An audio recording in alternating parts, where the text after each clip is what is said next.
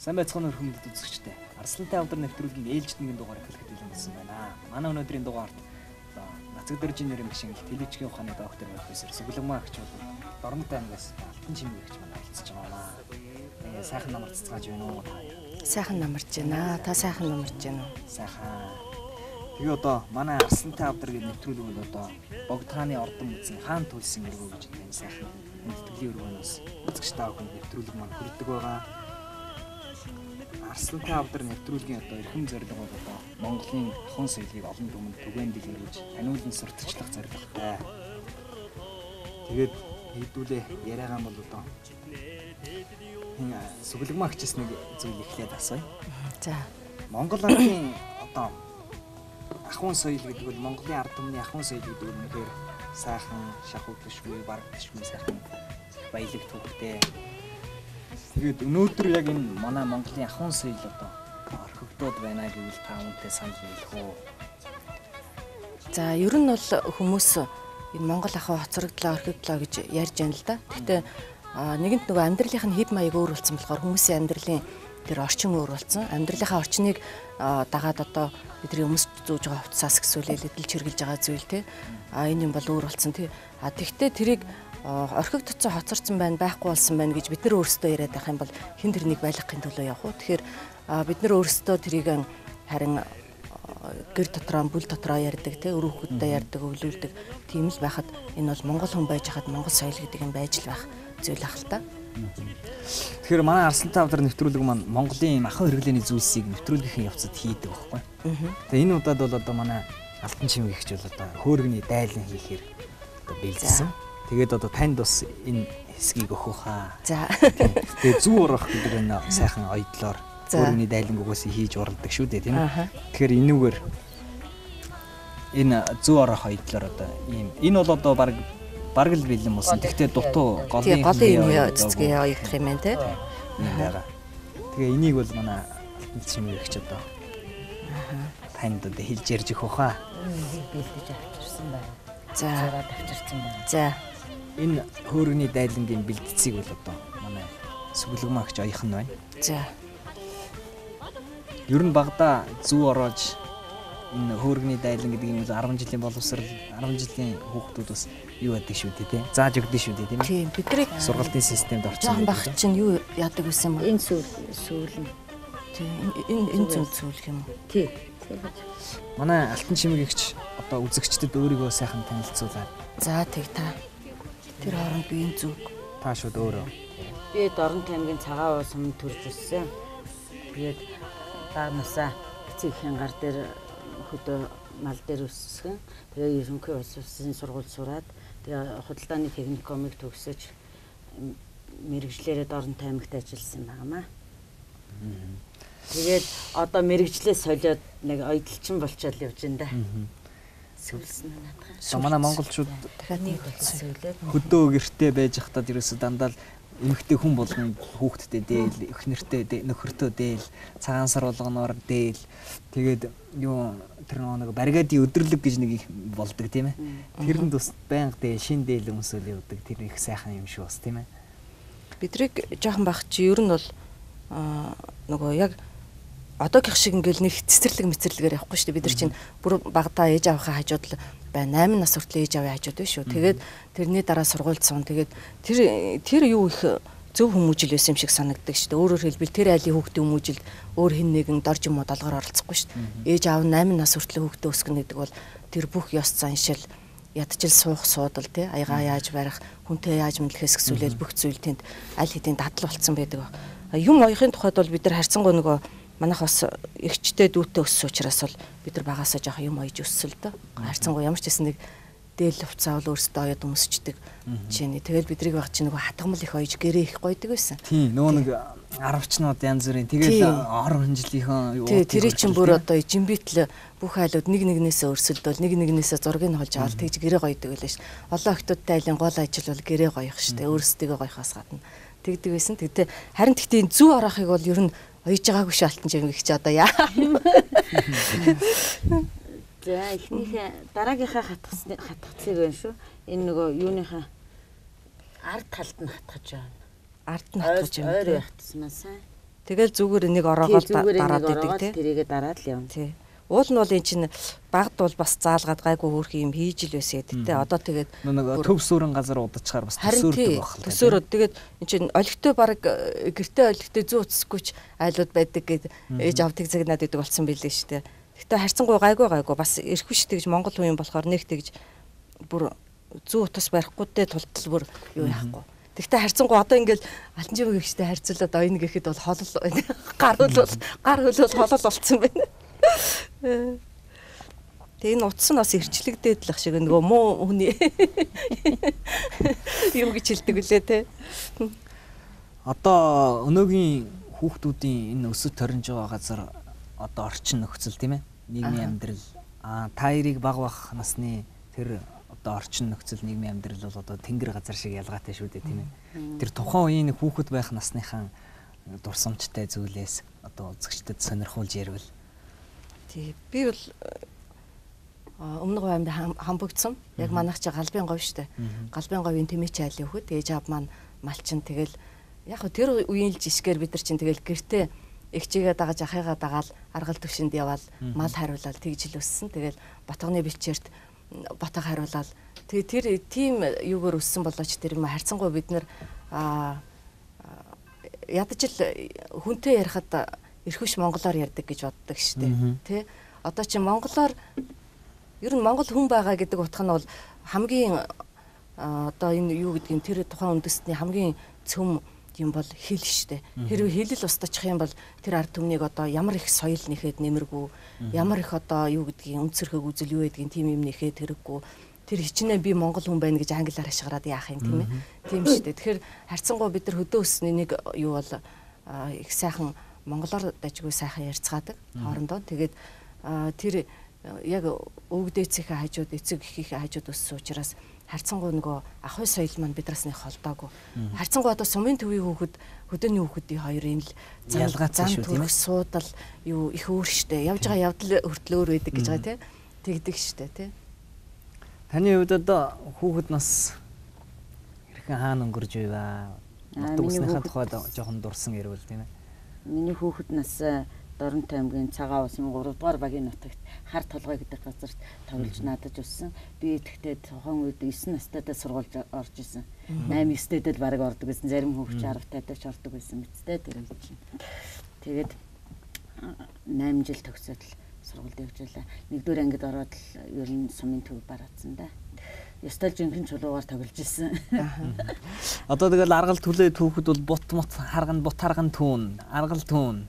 Аргал түүхтэй дандаа нөгөө юугээр арга тий арга үр сав ярьж л төвжсэн шүү дээ. Тэгж түүх. Тэр нөгөө монгол хүний бас тэр аргал түүн гэдэг чинь гайхамшигтай юм байна шүү дээ. Ер нь бол хүмүүс нөгөө нэг аргал түүн гэхлээр зүгээр л нэг одоо хоол цай буцалгах түлшдэг хүлж ирэх юм боддог бах тий. Тэгтэл яг тэр монгол хүний аргал түүх ухаан гэдэг бол ерөөсөө тэр хээр хөдөө тэр бодох ганцаараа өөртөөгөө ярих, өөр дотор хүнтэйгээ ярих, бодох ямар нэгэн зүйлийг одоо юу гэдгийг те одоо ингээл бид нар ингээл харьцангуй уцаар ч юм ингээл хоорондоо маш их ярьж байгаа юм шиг мөртлөнгөө яг хүн ингээд өөртөөгөө яриад суух тийм цаг үуч байхгүй болсон шүү дээ. Одоо бараг л 23 цаг хүртэл тэр утас байнга дуурж байна шүү дээ те. Тэгээ байнга тэр амны албаны янз бүрийн хүмүүс байнга ярьж байна. Тэгээд энийг ийм хотын амьдралч их хөл хөдөлгөөнтэй нүсэр юм те. Тэрэнд бид нар ингээл дарагдаал тэгэл бараг тэр 23 цаг болоход л тэр утас унтраал тэгэл дэрэн дээр толгой тавиал хүн тийм биш үү. Тэгээд тэр дээр үе хүмүүс бол тийхгүй шүү дээ. Тэр аргал түүхтэй цаг гэдэг бол маш их юмыг бодно, бясалгана, тэрийгээ тэх юм байна, энийгээ ингэх юм байна гэж бодноо. Тэрэнд би тэгээ хэлсэн байх шүү. Энэ зүйлийг ингэх ёстой юм байна шүү. Хүүдээ ингэж хэлж явуулах юм байна шүү гэдэг юм уу те.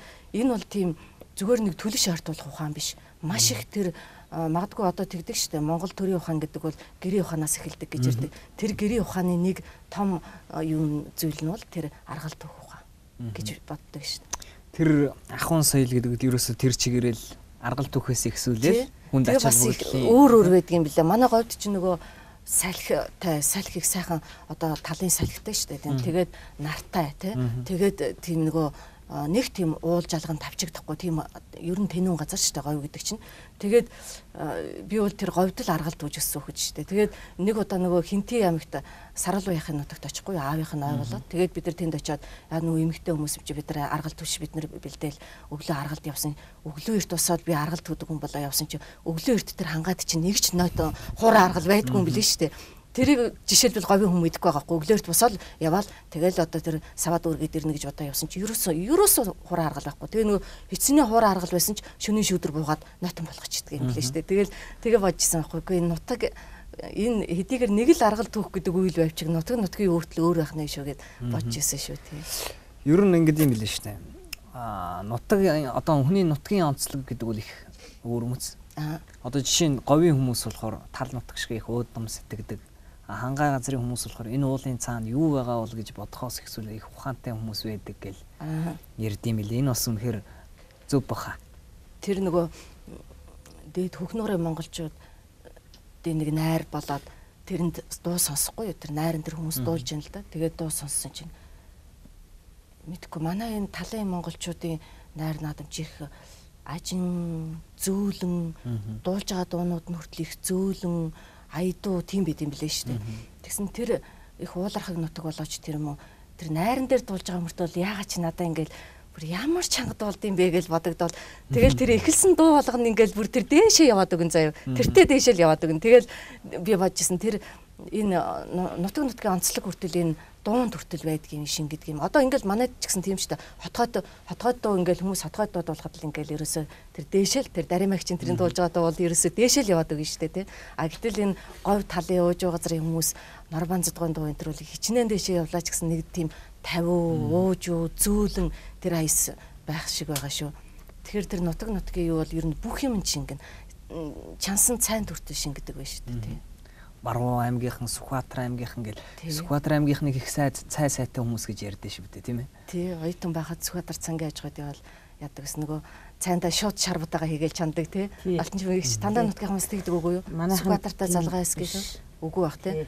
Шууд шарбутаага хийгээл чандаг. Сумдууд руугаа бас тэгдэг байх. Тий, үзэмчин сэргэлэн сум руу бас яг тэгдэг. Тэр даргаангууд яг тэгж юм тий. Тэгээд тэр данхаа бүр нөгөө будаатай цагаа хийчихэд тэр данхаа сэгсрэл будаатай намт хийгээд байгаад байдаг. Тэгдэг юм билээ. Чимгээ хчийн үед одоо юм аяж эхлээд хэдэн жил болж ийн гэлээ. Би ер нь хүүхэд байхаас л юм их сонирхолтой хүүхдээсэн.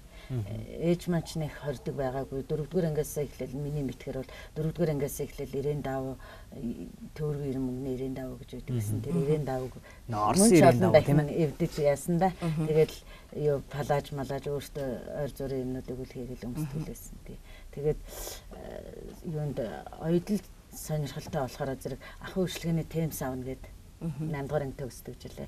Тэгсэн чинь манай багш үгүй чи худалдааны техникум өөр багшийн техникум тийм сургуулиуд байна.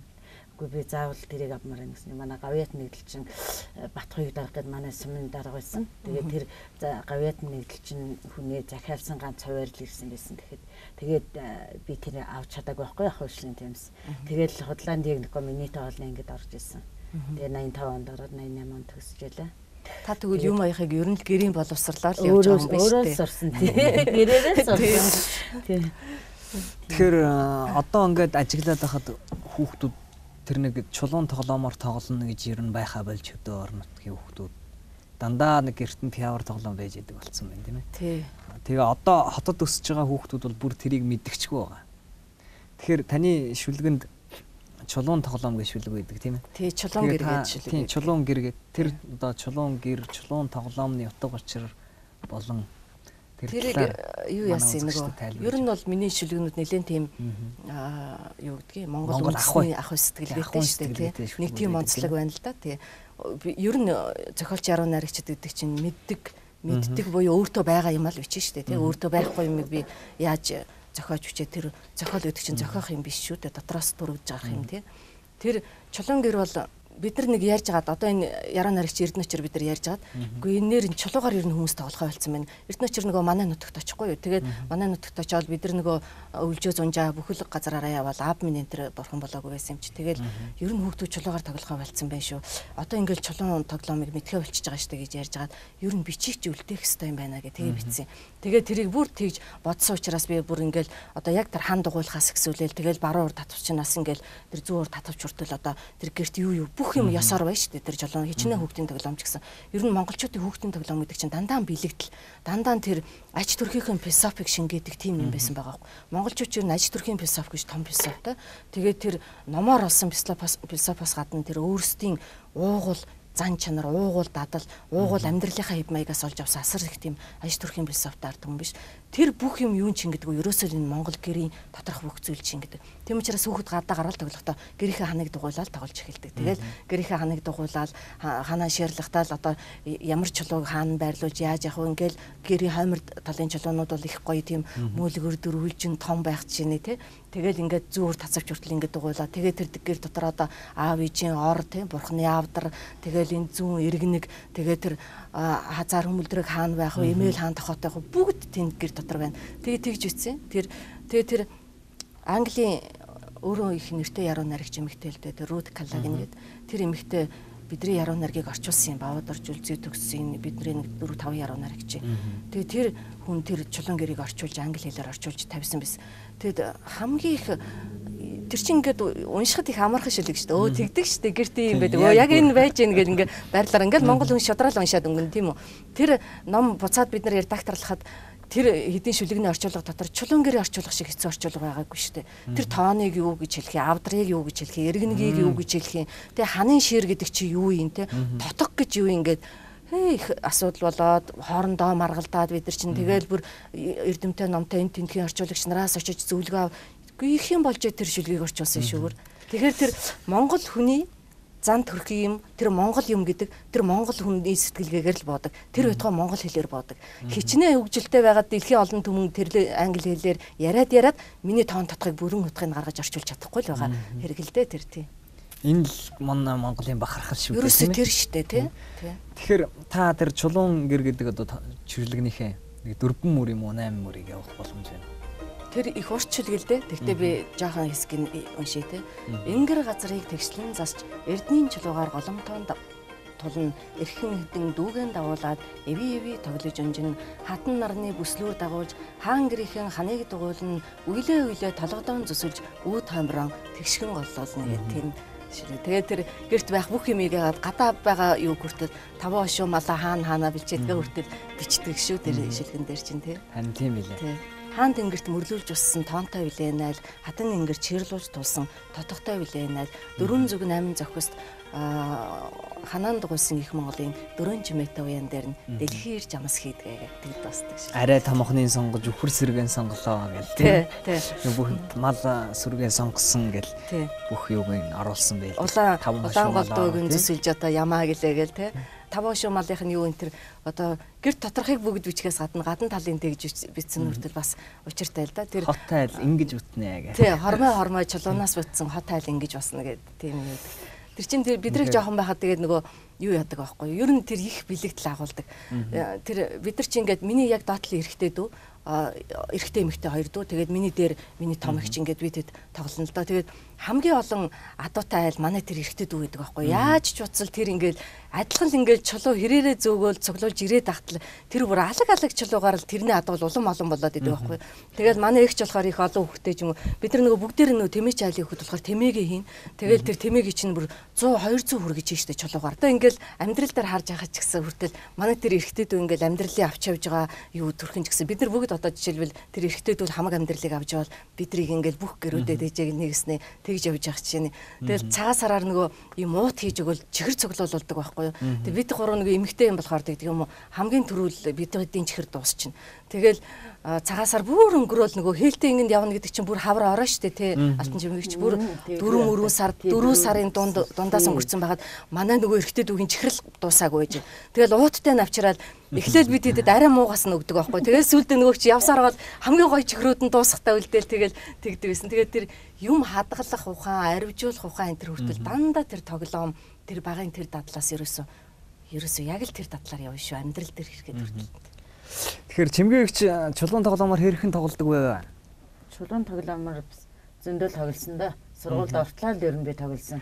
Тэр манай хойтол чинь 3 өндөр байдаг байсан байхгүй юу? Тэгээд өндөр хайрхан гэ бас нэрлэлгүй байсан юм аа. Манай тал нутагч нь бас өндөр уул гэж байхгүй шүү дээ. Тэгтэл тэр дундаа л яг бид нар манайхан хайрхан гэл тэгэл хар толгой гэж нэрлэж болдгоо ингээл тэгдэг байсан. Тэгээд тэр 3 толгой дээр чинь очиад тоглолчихно. Тэгэл ээж тэр дороос дуутахаас нааш ер нь л бараг бууж ирэхгүй шүү. Тэр 3 дугаар баригадын төв гэж манайд ойрхон байдаг байсан. Тэгэл баригадын төвөөс миний найзууд, миний үеийн хүүхдүүд түрээд ирэн тэгэл их хүүхэд уймулж л гэртээ тоглох дуртай байдагсан. Тэр ч утгаараа одоо манайд бас их хүн уймэн шүү. Сүглэгмагчийн чулуун гэргээд шүлгийг уншиж хахад танд бол яг одоо тоглоомоор тоглодог байсан тэр бууж гэнэ үү? Бууж гэнэ. Буулгүй яах вэ? Одоо ястаа тэр чигтсэн шүлэг байна тийм ээ. Гой шүлэг байна. Би өмнө сонсож байгаагүй юм байна.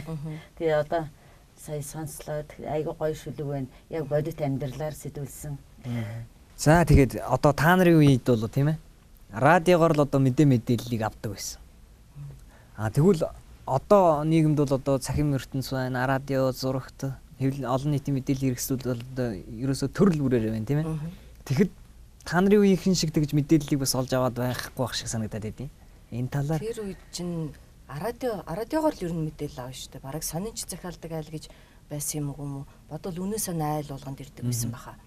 Тэгээд хамгийн гол нь тэр радиог сонсоод одоо бол ингээд хитрхи их мэдээлэлжээд гэдэг юм уу? Хитрхи их бүх суугаар мэдээлэл гар утсанд хүртэл амар заяа үзүүлэхгүй байнга цаг мөч болгонд мэдээлэл ирчихэж шээ.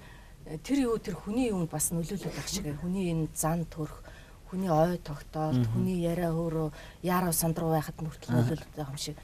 Тэгээ тэр радиогоор бүх төрлийн мэдээлэл авна тийм ээ алтан чимэгч өглөөний айл гэдэг чинь өглөө босоход радио дуурж байна. Орой унтахад радиог ялангуяа бид нар нөгөө үлгэрийн эрт унтдаг байсан юм шиг байна тийм. Үлгэрийн цагийн хөгжим дугаараад үлгэр ярьж атал үлгэр дуусна уу юу бид нар унтаал өгдөг байсан тиймээс шүү. Тэгээд тэр үеийн хүмүүс чинь радиогоор дуугаа сурна. Радиогоор тэр одоо тэр нам засгийн яриа тэр хийж байгаа юм тэр л нам засгийн одоо ингээл удирдагч дарга нарын бүгдийн нэрийн усыг мэднэ. Тэр дарга ингэж ярьлаа, энэ дарга ингэж ярьлаа. Манай авчаа бас намын гишүүн байсан. Тэгэл тэд нар тэгж ярина. Тэр хүмүүсийн ой ухаан үнэхээр өөр байж. Тэгэл тэр намын төдгөр хуралдана. Тэр намын хурлын материалыг хүртэл ямар их уншаад л нэгэндээ яриад тех хэстэй байна, ингэх хэстэй гэж одоо тех гэж хуулах сурталчилгааг бол ерөөсөө байнга ингэж тэр бүх радиогоор л хийдэг байсан шүү дээ. Тэгэл радиогоор чинь дуугаа сурна. Айл болгонд гой дууны дэвтэр байна. Тэр дуугаа бичиж аваад нэгэндээ зааж өгөөл нэг нь сураал нөгөөгөөсөө нөгөө нь сураал тэгээд тэр Монгол хүний зан чанарт их нөлөөлдөг байсан. Нэг гэрт ингээл цуглаал өө шин дуу гарцсан гэж хэлвэ шүү. Тэрийг бичиж авъя. Өстой гоё дуу ярьдаг байсан гэж ярьдیں۔ Нэг шин дуу болгоход тэр цугаараа тэрийг сурна гээл ингээл. Гэхдээ тэр хүмүүсийн одоо бол тэгхгүй шүү дээ. Нэгэнтэйгээ удаахаа ярих цаг байхгүй л бараг тийм байгаа юм. Тэр ч одоо хичээл зүтгэл шүү дээ, тийм ээ. Хичээл зүтгэл тий. Хичээл зүтгэлээс гадна тэр хүмүүс их гоё уужуу тайван байгаагийн их шүү дээ тэр чинь тий. Амгалан дүлгүүн байгаагийн тийм. Одоо чи нэг л их яарсан, хөмсгөн зангидсан, давчидсан тийм л мэд хагас мэдээл явдаг л тийм л улсууд байна шүү дээ тий. Таны үед одоо тухайн үед ямар дуунууд дэлгэрч байв? Хөхт айлан бэн тэрлэг. Бидний үед одоо хөхт айлан бэн тэрлэг, сэгс цагаан богд, хүүгийн эцэгт бичсэн захидал тэр үе хамгийн алдартай шүлгнүүдийг бас их цээжилж хүмүүс ер нь их уншдаг байсан. Зүгээр л цээжлэл уншдаг байгаа шүү дээ тэр үеийн улсууд тий. Тэр ч одоо тэр шүлгнүүд чинь маш их урт шүлгнүүд шүү дээ тийм ээ. Одоо л бичгийн цаасны нүрээр л 3 4 хуудас шүлгнүүд шүү дээ тийм ээ. Манай ээж аав үеийн улсууд чинь тэр хүмүүсийн ой ухаан гэдэг тийм нэгнээсээ сураал сонсоол мэдж байгаа ш тэр чинь ном уншаа сууж явах зав байхгүй ш тэр үн чинь тий. Үнэхээр сайхан цаг үе байжээ тэр үйл. Сайхан цаг үе байсан, сайхан цаг үе байсан. Монгол ардын зүүр цэцүүгийн талаар та хоёрын бодол одоо ямар бодолтой байдаг вэ? Монгол ардын зүүр цэцүүг гэдэг нь ямар утга учиртай юм болов? Монголчууд чи ер нь л ярьж байгаа нь л шүлгээр ярина штэ. Мэдгүй манай эмээ ээж бол одоо он мэддэггүй хүн байхгүй юу? Бүх хүүхд эмээгийн юм ярина гэдэг бол хүүднэрийнх нь он тоолол гэдэг бид нар шаалж штэ тэгж ярина. Юу гэхээр энэ цэдэн балыг цэрэгт явдаг жил, дамдын сүрэнгийн гэр барьдаг жил, цагаан хүүг хойшоо явдаг жил энэ төр тэгж ярьдаг байхгүй. Тэгээ тэр нь их гоё эмээд бол ерөөсөө мартагдчихгүй үйл явдлаа тэр л байгаа штэ хэдэн хүүднэр 8 хүүдэн хүн. Тэгээ ганц охинтой 8 хүүдэн. Тэр хэдэн хүүднэр найс цаашаа явах тэр нэр гэрлэх бараалах тэр л одоо эмээгийн гол он тоолол байна штэ. Дандаа тэгж ярина. Тэгсэн мөртлөнгөө манай ээж ерөөсө бүх юмыг ерөөсө цохиод авах шиг дандаа шүлгэлж хэлнэ. Тэр чи тэр хүмүүсийн ерөөсө төрмөл юм нь тэр байхгүй. Одоо жишээлбэл монголчууд ингээл нүдэндээ галтай нүүрэндээ цогтой гэж тэгж ярьдаг тий. Тэгэхээр тэр үг чинь Монголын нус товчоо дотор байж байгаа шүү дээ. Эртний баатарлаг төлөв дотор хаан Чингил Баатар дотор тэгээ явж байгаа байхгүй. А гэтэл хүн ахтай дээл захтай гэж Монгол үг байж гэн зөөр одоо захын хүүхдэд л тэгж хэлж яадаг хүн ахтай дээл захтай гэдэг. Тэр үг Монголын нус товчоо дотор байна шүү дээ. 13 дугаар зууны Монголын нус товчоо дотор хүн ахт сайн буюу дээл захт сайн буюу гэдэг бодомчрыг салж нөхөд тэгж хэлж байна шүү дээ. Тэгэхээр тэр хүмүүс номоос юм уу төрмөл юмнаас олоод авцсан тэр ой ухаанаар биш яг өөрсдийнх нь аж амьдралаас гарч ирсэн тэр аж төрхлийнх нь бисов тэр үр хүүхэдтэй захиж хэлж байгаа тэр үг тэр юм л биднэрт зүйрч зүг бол гэдэг тусгай юм болоод ирчихэж байгаа хгүй юу. Тэр бол яг өндөө бол тэр ээж нарын эмээ нарын аавын хэлжил байдаг тэр үгнүүд байгаа. Би бол тэгж боддог шүү дээ. Тэгэхээр тэр зүйрч зүг гэдэг бол магадгүй Монголоос өөр ард түмэнд нэг их байгаа юу үгүй юу те. Зэмлэгтэй зэмлүүл сайшаалгахтаа сайшаалгаж сонсдог үгнүүд ерөөсөө маш их гүн ухааны тийм. Одоо тэгэл дээрээс нь тэр хүүхдээ загнахад нэг ширхэг хараал нэг ширхэг одоо ингээ шүмжилсэн тэрний муу мухайг дуудсан нэг тийм үг хэлэхгүй шүү дээ. Тэр нэг зүйрч зүг үг хэлчихдэл тэгэл гойгүй байж тогшрээ гэл үг хэлчихдэл энэ одоо хэрэг мэдэхгүй байж ингээл яадгийн нэг их тийм бардам түргэн зан гаргаал дээгүр зан гаргаал явдаг хүний гойгүй байж тогшрээ гэл хэлчихэд үгүй тэр гойгүй тогшрээ тэмээ чинь гойтой л байх хэвээр үстэй энэ чинь тийм ээ. Тэгтэл гойгүй тэмээ тогшрээ байна гэдэг юм орчлонд байхгүй шүү дээ. Тэр чинь тогшрээ тэмээ гэдэг бол гоён дүүрэн сайхан тарган л байж тогшрээ. Тэгэл хэлчихдэл тэр ерөөсөө тэгэл насан туршид нь мартагдахгүй яваханд наадагдал явчихж байгаа байхгүй. Саяхан 2 жилийн өмнө хэдэн найз нараас асуулаа л да. Морти хишиг явганд гэсэн зүүрц зүг ямар утга учиртай үг вэ гэсэн чинь л одоо тайлбарж мэдэх хүн байдгүй. Тэгэхээр л манай Монгол ардын зүүрц зүг одоо орхигдоод мартагдаад байна л гэсэн агуулга энэ дээр гарч ирээд байгаа байхгүй тийм ээ. Тэгэхээр энийг цаашаа түгээн дэлгэрүүлэх одоо сургалтын системнээс гадна өөр ямар арга зам байна гэж боддог вэ та? Гэхдээ энэ хүнд чи ер нь химиг ингээл заагаал одоо хичээл хөтөлбөр болгоол ингээл явахаар ер нь ингээл устж байгаа юм гэдэг чил нэг тийм үзүүлэх сургууль үзүүлэн болчтой юм биш үү те. Одоо ингээл хүмүүс жишээлбэл нэг үе бол ингээл баг Монгол хувцас өмсдөг хүн байхгүй. Тэгэл нэг ямар нэгэн үзүүлэх юм болохоор л хадаг бараал Монгол дээл өмсөөл нэг эмэгтэй ингээл очдөг ч юм уу. Эн чинь л ер нь устж байгаа гişэн шүү дээ. Гэтэл одоо харьцангуй эргээд сэргэгцэн те. Хүмүүс цагаасаар болоход ямар сайхан Монгол дээл өмсдөг болсон байна уу те. Зүгээр одоо өвөл ингээд гадаа гудамд явж хаад ямар сайхан өстэй торгон дээл өмсөд явцгааддаг болсон байна. Эн чих өөр болсон шүү. Тэр хүнд ингээд 1000 заагаад хэлээд ягшуулаад байх бол биш юм шиг. Харин ингээд өөрсдөө биеэр үлгэрдэг тийм алтан чимэг хичээ. Одоо сайхан манай нутагт бол тэгдэг шүү дээ. Хүнд ингээд сайхан дээл хувцас өмсдөг хүнийг тэр хүн суудал зөвхтөн хүн, явдал зөвхтөн хүн энэ төр гэл тэгж хэлдэг. Тэр чинь нэг тэр хүний дээл малгайг магтаад байгаа даа биш те. Тэгэл хэлчихлээр тэр чи их сайхан юм байгаа юм биш үү? Би тэрийг нэг дөөрөөгаад ингэчих юм байна. Энэ чи нэг ийм би чи ядаж настай хүн дээр очихдоо нэг ингэр бүтэн дээл өмсөд очих хэрэгтэй юм байна гэж бодоол ингээл хүн сурталтанд суучж штэ. Тэрнээс биш тэрийг ингээл чи тех ёстой гэж 1000 заагаад маргааш өглөө нь босоод дараагийн мэдээлэл орж ирээд мартчихад байна штэ. Тэр зүгээр бид нар аж амьдралаараа болж өгвөл өөрсдөө л үлгэрлээл харуулж л байхад тэгэл тэр дараагийн хүмүүс бол ингээл нэг сайхан юм аа нэр ингэ явж ямаар юм байна гэж хүн бодох нь шүү дээ. Тэгэхээр энэ Монгол ардын зүүрц зүгийг одоо би бол хувьдаа ингэж бодож байгаа. Олон нийтийн мэдээллийн хэрэгслэр түлхүү тийм ээ. Ярьж хэлж байдаг.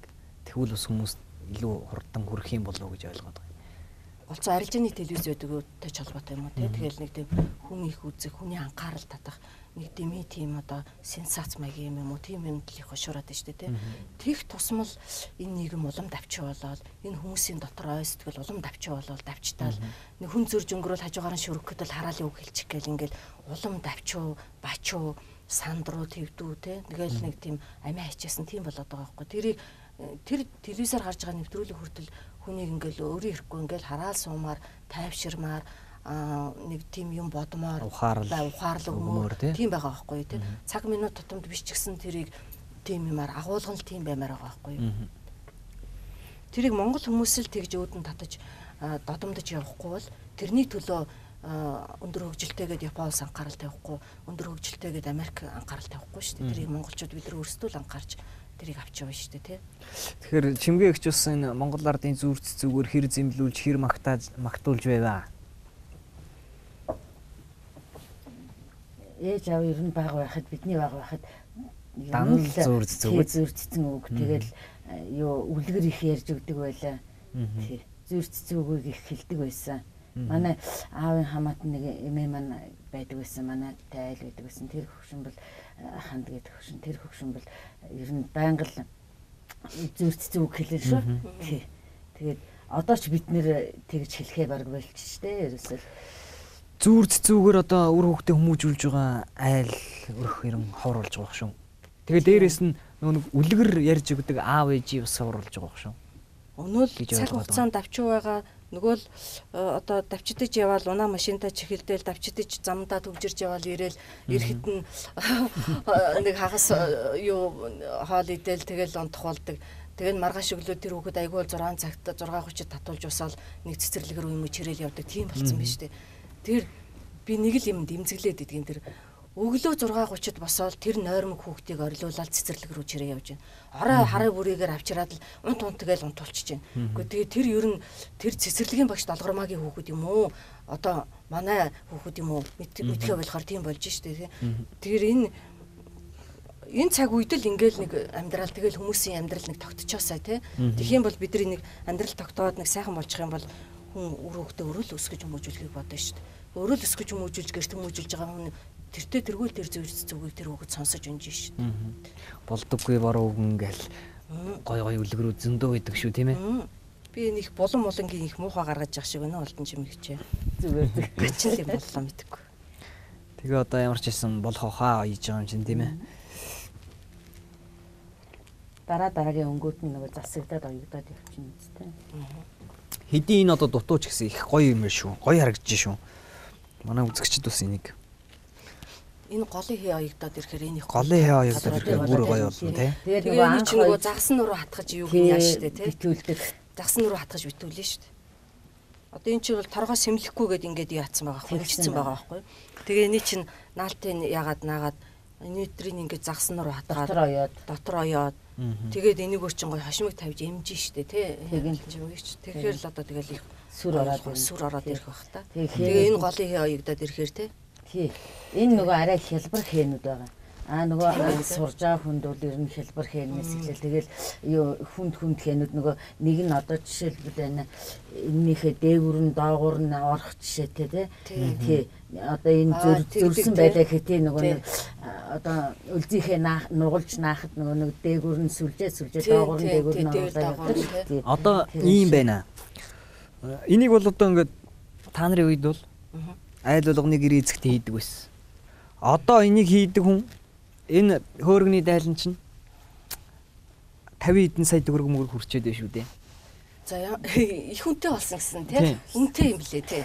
Тэгэхээр жижигхэн хөөргөний уутал зүү ороо суутал хүнтэй байна тий. Тэгэхээр энэ яа харахгүй ховордоод устаад байгаагийн л нэг илрэл дээ тийм ээ.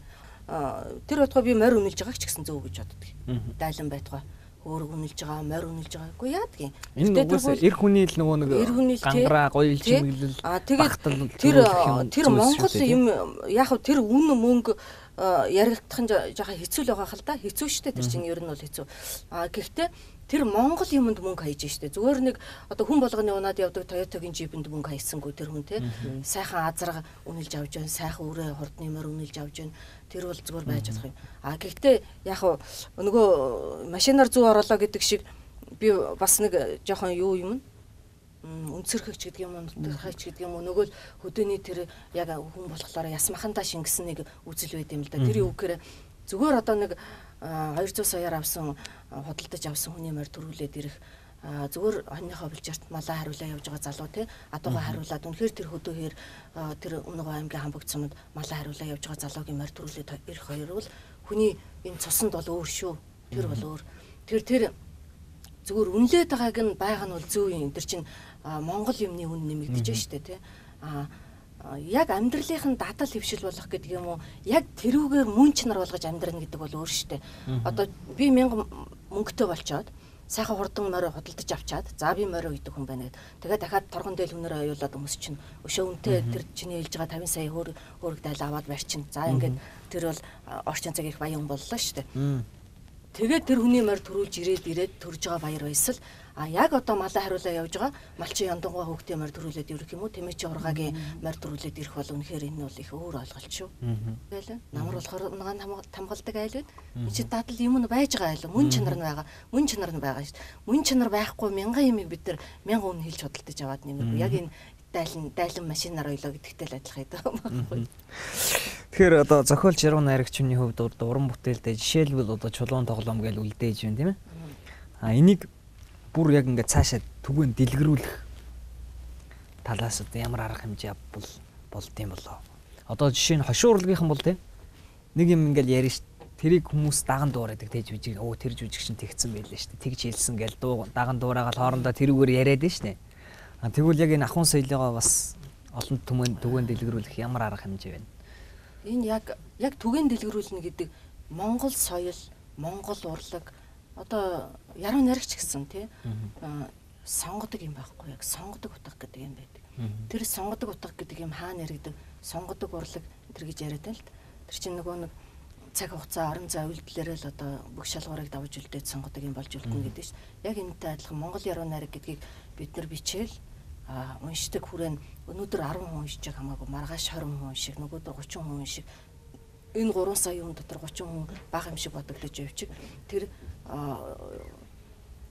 яг төрмөл ахуй юм нь байж лээвэл Монгол яруу найраг дэлгэрнэ. Тэрнээс биш одоо ингээд 1000 тэрийг шоу болгож хийгээд дэлгэрүүлэх гэж төсөл хөтөлбөр бичиж одоо хэдин юу зарцуулаад тэр бол тэгж урлаг дэлгэрхгүй. Одоо манай 90-ад оны яруу найрагч гэсэн тийм шүү дээ. Яг нэг хоёр хэсэг хуваагддаг байхгүй. Нэг нь бол яг уламжилт яруу найраг, уламжилт Монгол сэтгэлгээний яруу найраг бичдэг нэг хэсэг. Нэг хэсэг нь бол нэлээд тийм гадны нөлөө орсон, Европын утга зохиолын нөлөө орсон. Манай ч утга зохиолын өндөр боловсралтай ард юм шүү дээ. Европын утга зохиолын нөлөө орсон, жоохон тийм хэлбэржүүлсэн тийм яруу найраг хоёр урсгал. Хоёулаа л аж төрөөд идэв.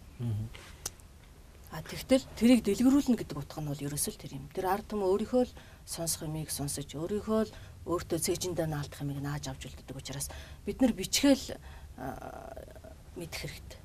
Бичгээ алдаж болохгүй. Тэрийгэл бид нар үнэхээр Монгол яруу найраг бичиж явах юм бол Монгол хүний чихэнд дуртай ш дургүйж хүрж илээ. Тэрийг заавал хошин шог шиг орой болгон тавуулт хийгээд авах шаардлага байхгүй. Хошин шог гэдэг тэрийг муулж байгаа юм биш л дээ. Хэрэглээний урлаг, сонгодог урлаг гэдэг нь өөр л байна л та.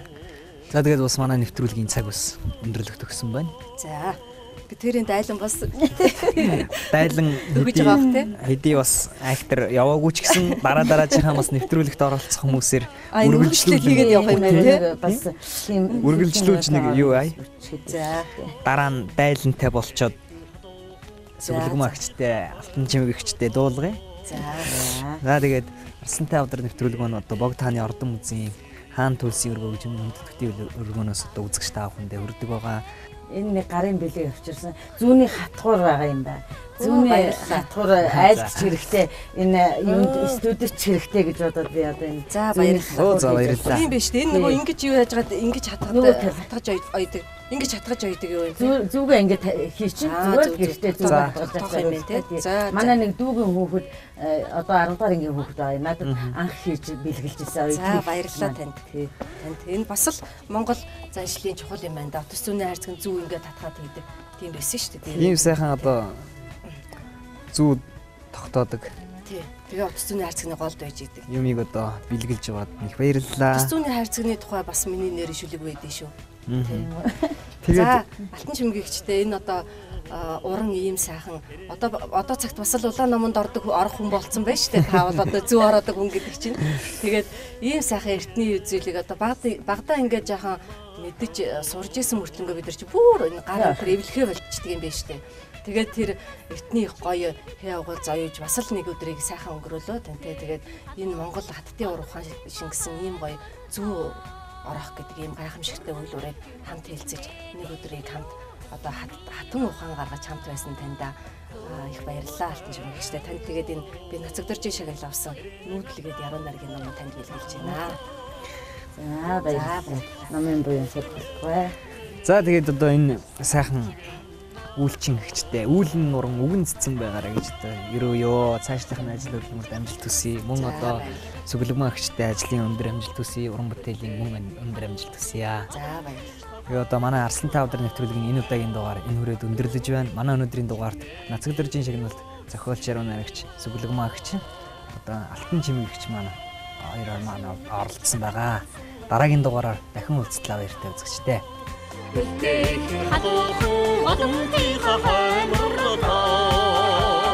Дүрмийг хүчит мэдээд юу гэсэн юм аа